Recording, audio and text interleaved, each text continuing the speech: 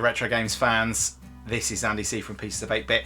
Today I'm going to be doing a VR. This is a VR that I've seen doing the rounds. For those of you who don't know the term, it's a video response. Essentially, YouTubers will go out and they'll post about an interesting topic, and I've seen quite a few of these ones already. So this was essentially kind of reimagined by 8-Bit Boy UK, and I've watched a few of the others as well, including Retro Steve, who does our racing challenges for us. So some great answers in there, and this is, of course, as you will have seen from the title, the 10 most played games. So I wasn't tagged, I just wanted to do it anyway because I've been giving it loads of thought. Been away on my holidays, so I've just been thinking about it the whole time. What games would I pick for my top 10 most played? Now, as with the rules for this, they're not my 10 most favourite games. They are the 10 games that I've probably invested the most time in. So what I'll do is I'll run through from 10 to number 1, and I make no apologies for the selection in here, because there will be some games where you're either saying, I've never heard of that, or why the heck would you invest so much time playing that? I don't mind. You know, these are games that I enjoy and I've obviously invested a lot of time in. So without any further ado, let's dive straight in and start with Countdown. Okay, so before I dive in at my number 10, cards on the table, some of these games are game series. So they are a series of games that I'll play, and I just want to mention the series because I've played a lot of the games in that series, in some cases all of the games in that series, and invested a huge amount of time, and I could just list them all in there as well, and you'll spot one or two of them where I could just list, you know, 5, for instance. You might be able to guess what that is.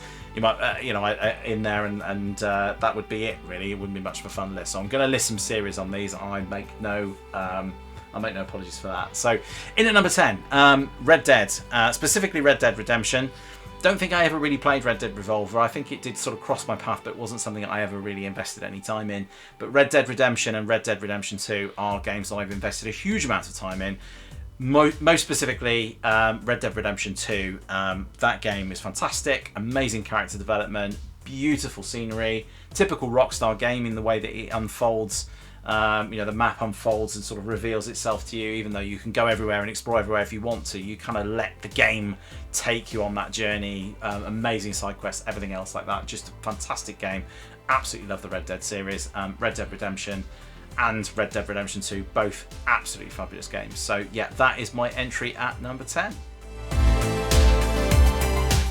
So in at number 9, this is a really random one. This is a really random one for a couple of reasons. One is because this is a game that I played a long time ago. Played with my my brother through the summer holidays when I was sort of well, it would have been kind of early 90s. But the reason why this is a weird game, two reasons why this is a weird game. One is because I don't particularly like football, and this is a football-based game. And two, because the gold standard is usually Championship Manager. That's the sort of management simulation game that everybody loves. For me, it was Premier Manager, more specifically Premier Manager 2, and I did play Premier Manager 3 quite a lot as well. Got absolutely obsessed with these games. I don't really know why. I just really enjoyed the sort of strategy element. You know, getting your team, starting it off in what was the conference, and getting your way all the way to the Premiership. And the nice thing about the game was that you could sort of work out how the algorithms worked in the background. So you knew, after playing it for so long, I knew which players to buy in the first season that would go all the way through to the end. I knew which players, when they came on the market, you absolutely had to have, and you had to spend all your money because you knew that they would become fantastic players as the game progressed. So that was a really odd one. Many hours spent on this game back in the day, and I really enjoyed it. So that was my entry for number 9. Okay, in at number 8 is another game series, and one that is quite divisive, I think, and this is the Assassin's Creed series. Love it or hate it, it has been a phenomenon. When the first one came out on the PlayStation 3, it was a real demonstration of what you could achieve. And I loved this idea of going to these historical settings and scaling huge buildings. I really loved the original one because of that and what it demonstrated, and it really found its groove in 2, where the Ezio Auditore series of games, brilliant, set in Renaissance Italy, beautiful games, fantastic story. Ezio Auditore was a brilliant protagonist, really, really love 2, and I think that probably stands as my favourite of the Assassin's Creed series. 3, well, let's gloss over 3. I did not enjoy 3 at all, and I know that's a little bit controversial. I know a lot of people did enjoy 3. I just didn't like the fact you went from beautiful Italian Renaissance cities to sort of an underdeveloped Boston, sort of in early America. It just was boring. I didn't really enjoy hunting rabbits and climbing trees. It was just dull. But it did introduce the concept of naval battles, which was really honed in 4, which is probably my second favourite of the Assassin's Creed series. Brilliant. And it's not really Assassin's Creed, it's basically a pirate game, and I love it. I love the naval battles that you have in it. Absolutely fantastic game, fantastic map, great stories again. And then from then onwards, really, it was very kind of hit and miss all the way. And I actually enjoyed Syndicate, which is a sort of an unpopular choice. I enjoyed the sort of steampunk aspect of that, and I did enjoy Mirage as well, the last one that came out. I thought it was a really lovely map, really beautiful graphics. And I am currently enjoying Shadows as well, although it was a bit of a slow starter. But it's really good, and I love the sort of feudal Japan setting of it, and the fact that you get different seasons and all that kind of thing. The scenery is absolutely stunning in it. So that's Assassin's Creed. That's my number 8 choice. Let's look at what's at number 7. So number 7 is another series, which is the Elder Scrolls series. But having said that, I think probably I could put the main choice for Elder Scrolls as an option on its own anyway, and that's Skyrim. I've put a lot of time into Skyrim over the years. I have tried revisiting it more recently and not enjoyed it so much, but when it came out, I invested a huge amount of time into Skyrim and went back and played loads of the side quests and loads of side missions as well. The only other Elder Scrolls game that I ever really played in anger was Oblivion, and of course, for those of you who know, Oblivion has just been remastered and re-released on Game Pass, so I have already downloaded that, and I'm going to go and have a look at that very, very soon. So I'm super excited about going back and checking Oblivion out. I really enjoyed the concept of Oblivion, but Skyrim had dragons, right? I mean, what's not to love? So that is the Elder Scrolls series at number 7. Let's have a look at my number 6 choice. Okay, at number 6, a real change from the sort of open world into sandbox, and this is City Skylines. I have invested an enormous amount of time in City Skylines over the years, and I talk specifically about number 1. I've not played number 2 a lot. I've tried to play 2 a couple of times, but it has been a little on the frustrating side. So I have really enjoyed 1, and the reason, I suppose, it gets a sort of little mention on the side here as well, and that is SimCity. SimCity, I absolutely adored the original SimCity games. 1, what a great idea, you know, at the time, and I loved a lot of the Sim games that sort of came out around SimCity 2000 time. Things like Sim Tower and stuff like that were quite fun to play. Loved SimCity 2000, loved 3000, probably played that one the most of the SimCity games, and I loved 4 as well, and it was, you know, I was very excited when 4 came out. When they rebooted SimCity, it was a dark time for the city simulation games, and those of us that enjoy that sort of creative nature. There were a lot of problems with the rebooted SimCity game, and then just waiting in the wings was a little heard of studio called Colossal Games, Paradox actually, and they released a game called City Skylines, which was everything that I ever wanted SimCity to be, and everything that the new SimCity should have been. It's an absolutely beautiful game. If you enjoy the sort of city simulation, there's so much to do in it. You can mod it. I watch a fantastic series by a chap called Biffa, plays indie games, and he's a long-running series on the City Skylines, and I can just watch that. I don't even need to play it. So I've invested a huge amount of time. I enjoy the creativity of it. I enjoy the challenge of you know, balancing the books and getting the traffic to work. And these sound like dull ideas, but it is just very, very addictive. And there's nothing I find more enjoyable when I'm playing games like that, to see the sort of finished article and just sort of go and explore what you've built. So really, really love City Skylines. I think it's an absolutely fantastic game, and I have spent way too many hours playing it, for sure. Okay, well, let's go to number 5. Okay, at number 5, another big open world game, and I think as I was writing this list, I did start to spot a bit of a theme emerging. I do like a good open world game, especially if the universe that it's set in is really well thought out. And this particular game at number 5 is The Witcher 3. I'd never really encountered Witcher games before until Witcher 3 came out. I absolutely loved Witcher 3, and I had all the expansions and played all the way through those as well. Played through the game, did pretty much every side mission. I played it to death. I absolutely loved it. I loved the TV series as well when that first came out, despite it being quite confusing to follow. And I do quite fancy reading the books at some point as well, in which the game is based. Yeah, Geralt's a fantastic character, main character in it, and I could just sit and play Gwent for hours at a time. You know, the whole game was just really, really well thought out, really well balanced. Yeah, I spent many hours exploring, and yeah, would definitely go back and play that game again. And I really hoped that Cyberpunk was going to be, grabbing me in that same way when it first came out. And I do need to go back and play Cyberpunk again, because I understand it's a much better game than it was when it launched. But yeah, Witcher 3, fantastic game. Absolutely loved it. So let's go and have a look at number 4. So at number 4, I thought to myself that I needed to have a racer in here, because I do play a lot of racing games, actually. I've played a lot of Need for Speed over the years, and that certainly could get an honourable mention. I think probably that should have an honourable mention. Need for Speed, I played a lot of Need for Speed, especially some of the earlier Need for Speeds, 2 and 3, Hot Pursuit, those ones. Played a lot of those. I even played the original Need for Speed on 3DO back in the 90s, I guess it would have been. Really enjoyed the Need for Speed games, but there is a game out there that I have probably put a huge amount of time into, and that game is Burnout Paradise. Now, I could probably talk about the Burnout series. I have put a lot of time into the Burnout series. I played a lot of the original Burnout games as well. Really enjoyed them. I really wish they would continue to make them. But Burnout Paradise in particular, it's not a game that I necessarily will have played a lot in one chunk. But whenever I get a new console, or whenever, you know, I'm sort of out and about and I need to I want a racer and I want something that's really good fun and I kind of know the game, it's not going to take up too much space on whatever device I'm happening to travel with, I'll go and find Burnout Paradise, because it's almost always available. It's a fantastic game. It still looks really good now.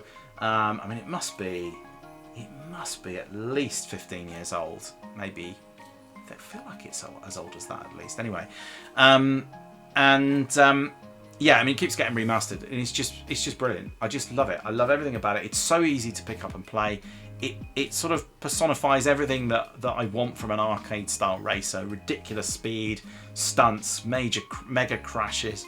And so, yeah, I absolutely love Burnout Paradise, and I spent a lot of time, probably some of the best times online, playing Burnout Paradise online on the PlayStation 3, I guess. And it's the only game I've ever really played online a lot. I'm not a big online gamer, and I really enjoyed Burnout Paradise. We would arrange a meet at work, and then we would just go and play in Burnout Paradise. And, you know, we all had the expansion as well. And we would just go to like an airfield and do stunts and sabotage each other's stunts. And I've never laughed so much playing online as I did playing Burnout Paradise. Many hours spent on that game. Absolutely love it, and I still go back and play it even now. So Burnout Paradise, and if you've never played it before, definitely go and check it out. You'll find it easily. You get it on pretty much any platform, and you can find it. You can find it all over the place. And one of Criterion's best, I think. So let's have a look at number 3. What will be to most of you a pretty obscure choice. So number 3. This is a weird one. This is a very weird one, and some of you will not have heard of this game. But it is a game I have been playing for years, and I play it every single week. And it came about, so a little bit of history. I used to play a game on the DS called Zookeeper. Japanese game, sort of puzzle matching game. You have to sort of swap little sort of animal icons over, and then if it makes a line of 3, then it removes them, and then you have to just keep doing it, and you have to remove so many of each type of animal. in each level. And that was Zookeeper, and I really enjoyed it. It was a great game to play on the DS with the stylus and everything else. Worked really, really well. Apple Arcade launched a fair few years ago now, and one of the earlier games that they had was Zookeeper World. Now I saw this and went, oh, Zookeeper World, brilliant. Yeah, I know Zookeeper. I'll play that game. Zookeeper World is not the same as Zookeeper. It's the same graphic style and everything else, but it's a different puzzle game. You can play the original Zookeeper as one of the mini games within it. But it basically is puzzle stages, and there's different things in each puzzle stage that you can do. Might be sort of different shapes of levels, and there's different things you've got to achieve in each one. Sometimes you get these little balloons that drift up, and you have to stop them getting to the top, otherwise you lose. Or you might have some sort of dirt that kind of moves around and covers all your animals up, or you have crates that you've got to blow up, and all of this sort of thing. It's an incredibly addictive game. It is for me anyway, and I have played all of the levels on it. The company that makes it release new levels every week, and sometimes they do specials, they do a daily puzzle. I'm all over that. I play it loads.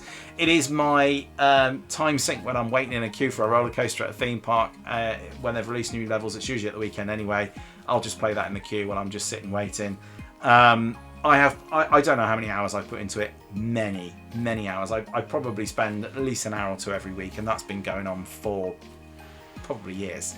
So Zookeeper World, go check it out. It's on Apple Arcade. You can get it on Android as well, but it's a freemium thing on there. Whereas on Apple Arcade, obviously, it's completely free. There's no reason for me to play it anymore. I just do. It's like a habit now. I should probably seek help. So that's Zookeeper World. That's on my mobile phone. So that's the only mobile phone entry that I've got. Probably an honourable mention on this one for Pokemon Go. I still play that from time to time, mainly with my youngest son, who's a big Pokemon fan.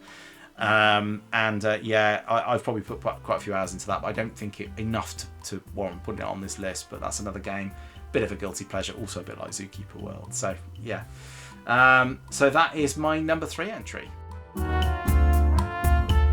So number 2. Now number 2 and number 1 could probably swap with each other if I actually went and found out how many hours I'd sunk into both of these. Number 2 is one of the most famous, well-known,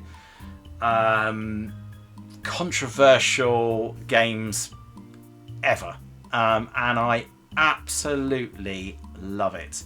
I'm talking about a series here. For those of you who haven't worked this out already, this is the Grand Theft Auto series. I am a massive Grand Theft Auto fan, so I'm super excited about 6 coming out later this year. I've played all of them from the very first one. Didn't play a lot of the first one. I really got into it at 2. Thought this is a great concept. Wouldn't this be brilliant if they did a 3D version of this? They then did a 3D version of that.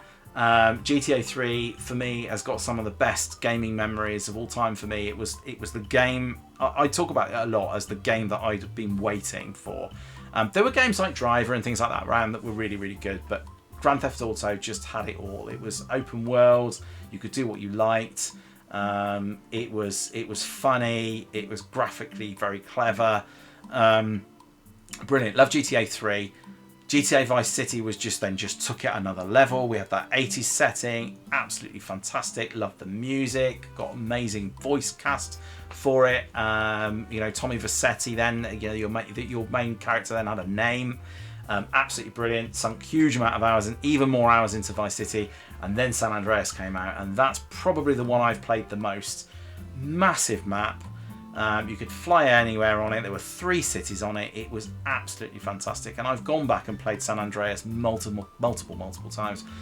Love the San Andreas game, GTA San Andreas, absolutely fantastic. But then I loved 4 and I loved 5 as well. I've sunk a huge amount of time into 5. I think I probably only played through 4 once. I played through the couple of expansions as well, which is the Ballad of Gay Tony and the biker one, which name escapes me right now.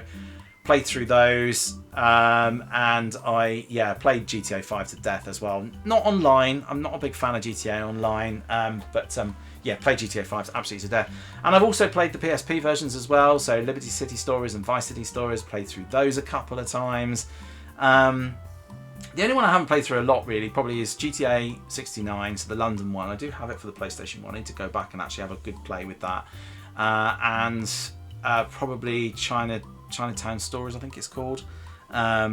never really got on with that game. I kept going back to it. The trouble is, I think because it was another overhead one, you got GTA 3 had already been out, but I think a couple of the GTA games had come out, and you had this on the DS, so it was nice to have it on a Nintendo device you could take with you, but I had it on the PSP, and it was a full 3D PS2 version of Grand Theft Auto. So yeah, love the Grand Theft Auto games. I'm like I said, I'm so excited for 6. I hope it lives up to the hype. I'm sure it will. Everybody says it every time. It's been a long time since the last Grand Theft Auto. I will probably take time off work to play it. So yes, that is my number 2 entry. Could so easily have been number 1, but I just don't know if I've sunk as many hours into GTA as I have my number 1 option. So let's go and hear what I have to say about number 1. Okay, so number 1, you've probably all gathered by this point that I do like an open world game. And there is no more open world game than my number 1 choice. And my number 1 choice here, or my number 1 most played game, and I'm pretty sure this is the most played game because I have put hundreds of hours into this game, literally hundreds of hours, is No Man's Sky. And again, this is a controversial choice. A lot of people played No Man's Sky when it first came out, including me. Everyone was very, very hyped about it, and it came out and it was a real disappointment, and I wanted to love it so much because I love the idea of it. I love the idea of it being like Elite, you know, games like that from the past, but just taken to another level. The universe is absolutely massive, but it's also really, really boring in the original version of it, because there's just nothing to do. There was no multiplayer, not really. You were never going to bump into anybody. There wasn't really very much to do. So once you completed the sort of main plot mission, it was kind of boring. But to be fair to Hello Games, who are a small studio, they have stuck with it over these last, oh goodness me, 6 or 7 years maybe. I apologise if I got that wrong. It's been a while, and the game that you get now with No Man's Sky is nothing like the game that you got all those years ago on the original PS4 launch. It's been remastered. There's a VR version of it, so I had it on the original Sony PlayStation VR. I've got it on the VR 2. It is amazing in VR. It's almost like the game was meant to be played in VR. It is just fantastic. It's so immersive. You've got really, really good base building, which is something that a lot of games have tried and not done so well. No Man's Sky brings fantastic base building mechanics to it. You don't even need to do the base building, you get your freighters, which is essentially a base in space. You now have the Anomaly, which is essentially your online lobby. There's ship customization. They've redone all the star bases, you know, all the space stations. There's new sorts of planets have come along, new missions, and every now and again they'll release an expedition where you can unlock a whole bunch of new stuff. Now, I have to confess that in recent weeks, especially since the last expedition, I have got a little bit bored of it. I've put a lot of time in. I'm not really sure what else to do with the game now. A lot of the expeditions are kind of quite grindy. Go and find some resources, do a thing. But that sort of level only comes after hundreds of hours of playing. And fair play to Hello Games. They stuck with it. They stuck with all the criticism. They are just a very, very small British team, and I think what they've got now is a game that's absolutely fantastic. Their new game that's upcoming, Light No Fire, is very exciting to me.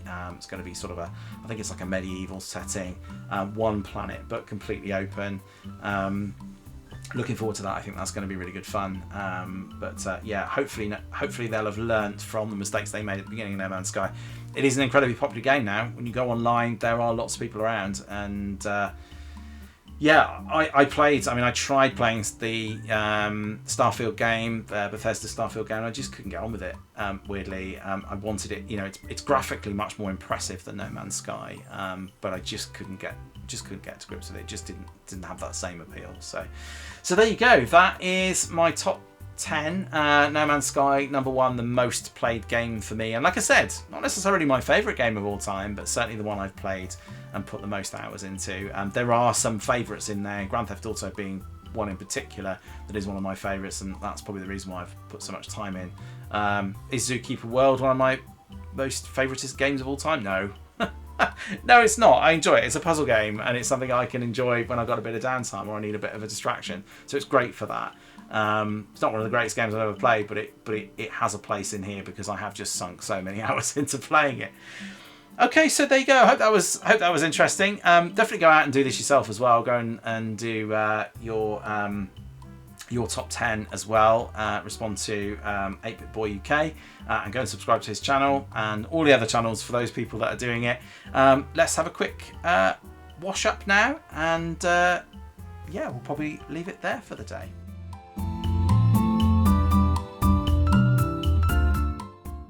All right, well, there's probably not much more to say on that top 10 now. Like I said, go have a go yourself. If you enjoy these videos, please do hit that like and subscribe button. Do really appreciate your support. I'm edging ever closer to 500 subscribers, which might not seem like a lot, but it is a lot to me. You know, that's you know, edging closer to 500 people being interested in something that I've got to say, and I do talk a lot. I appreciate that, but as I've said on occasions before as well, I make no apologies for that. So hopefully, you know, just stick my videos on in the background and listen away and have your own thoughts and respond in my comments.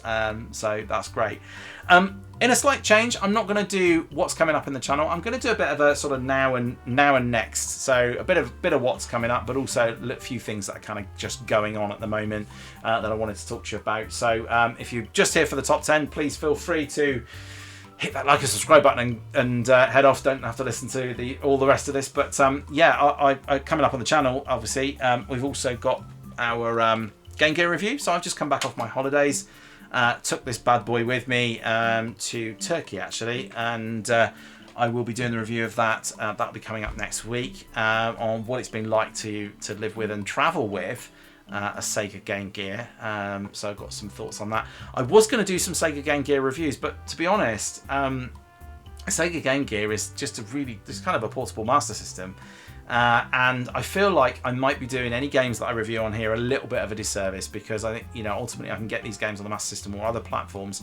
I was contemplating doing Robocod, so James Pond, codename Robocod, which is a game I absolutely love, and I have been playing it on here, but I don't think this is the best version of it. So I think doing a review of that game will possibly be a little unfair. So I'm probably not going to do any game reviews for the Game Gear.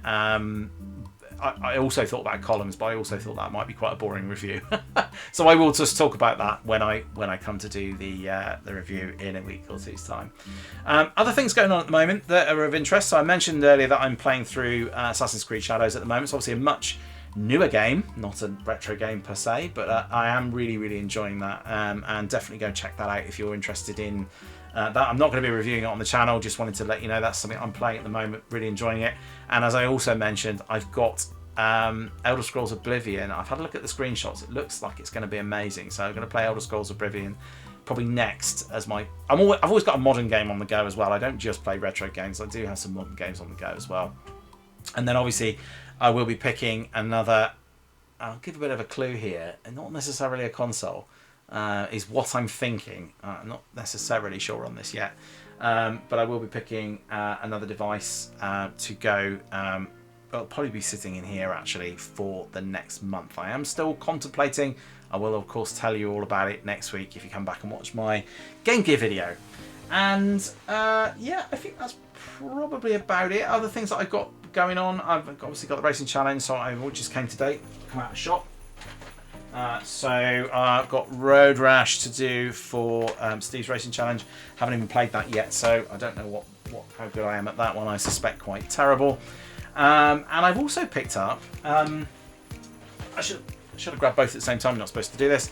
I also picked up Splinter Cell for the Xbox. Now this is not because I want to play Splinter Cell on the Xbox, but because I want to do a bit of soft modding on the Xbox, and this is the way to get it done. You'll need a copy of the original Tom Clancy's Splinter Cell on the Xbox to do some soft modding. I am a little bit concerned about the longevity of my Xbox, so there's a couple of things that can go. There's a capacitor for the clock, and also the hard drives can go as well, and certainly the latter requires you to soft mod the Xbox whilst it's still working. If the hard drive goes, you are kind of in trouble. So that is something that I'm going to be looking to do.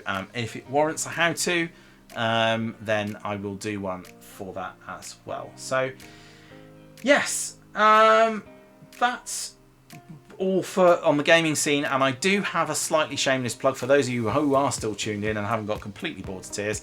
I am going to be doing, at the end of May, I'm going to be doing a long 80-mile trek with a very good friend of mine, and we're going to be doing it for charity. We've each got a chosen charity. He's, I think, donating to an SPCC. I will be donating to the Cornwall Prostate Cancer Trust. I'm not sure if that's quite right or not, but yeah, I'll be doing a Just Giving. So if any of you are feeling generous, or if this is a topic that is close to your heart, then I will be putting a Just Giving link into my YouTube video either this week or next week.